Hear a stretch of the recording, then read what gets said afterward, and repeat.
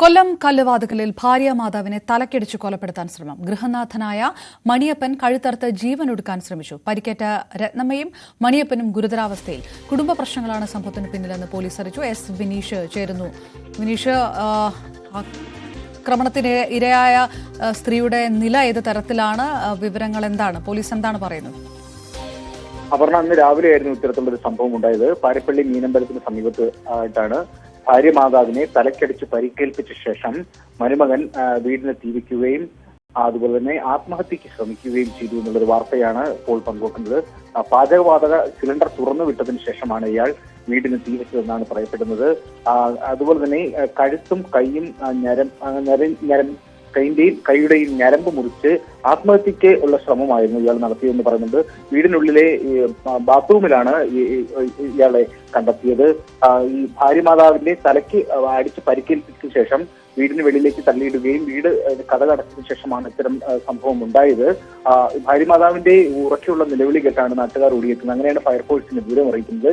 പാരിപ്പള്ളിയിൽ നിന്നും എത്തിയ ഫയർഫോഴ്സ് യൂണിറ്റാണ് ഉടൻ തന്നെ എത്തുകയും തീയണയ്ക്കുകയും ചെയ്തത്. അങ്ങനെ ഈ ഭാര്യമാതാവിനെയും മണിയപ്പനെയും ഇപ്പോൾ മെഡിക്കൽ കോളേജിൽ ചികിത്സയിൽ പ്രവേശിപ്പിച്ചിരിക്കുകയാണ്.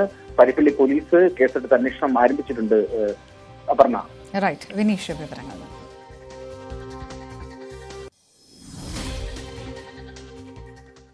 കൈക്കൂലി കേസിൽ വിജിലൻസ് അറസ്റ്റ് ചെയ്ത IOC deputy general manager Alex മാത്യുവിന്റെ കൊച്ചിയിലെ വസതിയിൽ നിന്ന് 29 ലക്ഷം രൂപയുടെ നിക്ഷേപത്തിന്റെ തെളിവുകളും വിദേശ മദ്യവും ഡിജിറ്റൽ രേഖകളും അന്വേഷണ സംഘം പിടിച്ചെടുത്തു. ഗതികേട് കൊണ്ടാണ് അലക്സ് മാത്യുവിനെ കുറിച്ച് വിജിലൻസിൽ അറിയിച്ചതെന്ന് ഗ്യാസ് ഏജൻസി ഉടമ എസ് മനോജ് ന്യൂസ് 8 പറഞ്ഞു. ഇദ്ദേഹം ഒരിക്കലും ഒരു ഡിസ്ട്രിബ്യൂട്ടറെ അടുത്ത് വിളിക്കുകയോ സംസാരിക്കുകയോ ചെയ്യേണ്ട ആവശ്യമില്ല. ലോഡ് സെയിൽസ് ഓഫീസർമാർ പ്ലാനിങ് കൊടുത്താലും ഇദ്ദേഹം അത് അട്ടിമറിക്കുകയും പുള്ളിക്ക് താല്പര്യമുള്ളവർക്ക് ലോഡ് അയക്കുകയും ചെയ്യുന്നൊരു രീതിയുണ്ട്. അപ്പോൾ പുള്ളി ലോഡിന് വിളിക്കുമ്പോൾ പറയും, നിങ്ങളിങ്ങനെ ഫോണിൽ വിളിച്ചാൽ പോരെ, ഇടയ്ക്കൊക്കെ ഒന്ന് കാണണം. പുള്ളി തന്നെ അതിനുള്ള വഴി ഒരുക്കി അങ്ങനെ പുള്ളിയിലോട്ട് ഞങ്ങളെ അടുപ്പിക്കുകയും പുള്ളിയുടെ ആവശ്യങ്ങൾ നടക്കുന്നതിനനുസരിച്ച് നമ്മളെ കൊണ്ടുപോവുകയാണ് പുള്ളി ചെയ്യുന്നത്. അന്നൊക്കെ ഇങ്ങനെ 10,000 5,000 ഒക്കെ ലോഡ് കിട്ടുന്നതിന് വേണ്ടി വാങ്ങും.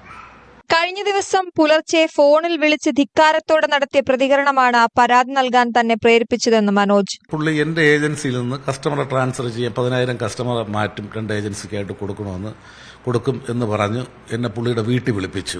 അപ്പോൾ ഞാൻ നോക്കട്ടെ, ഞാൻ വിചാരിച്ചാൽ അത് സ്റ്റോപ്പ് ചെയ്യാൻ പറ്റും എന്ന് എന്നെ ബോധ്യപ്പെടുത്തുകയാണ്. അതിന് 10 ലക്ഷം രൂപ എൻ്റെ അടുത്ത് ആവശ്യപ്പെട്ടു. അപ്പോൾ അത് സാറിന് തരാൻ ബുദ്ധിമുട്ടാണെന്ന് പറഞ്ഞു. എൻ്റെ കയ്യിൽ പൈസയില്ല, സാർ എന്താന്ന് വെച്ചാൽ സാറിന്റെ സൗകര്യം പോലെ ചെയ്യാൻ പറഞ്ഞു. റീസെന്റ് ആയിട്ടൊരു 2 ഏജൻസിയിലേക്ക് 1,200 1000 കൃത്യമായിട്ട് എനിക്ക് ഓർമ്മയില്ല, നോക്കണം, അങ്ങനെ മാറ്റി.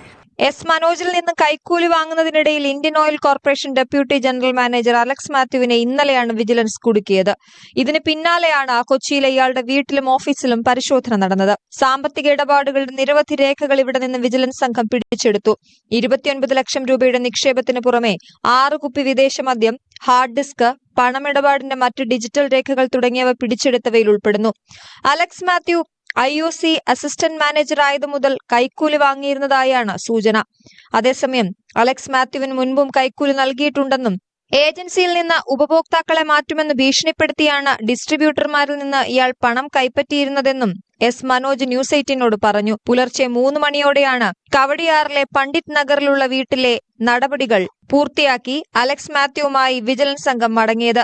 കൊച്ചിയിലെ IOCയുടെ ഓഫീസിലും രാത്രിയിൽ വിജിലൻസ് സംഘം പരിശോധന നടത്തി. ന്യൂസ് 18 തിരുവനന്തപുരം.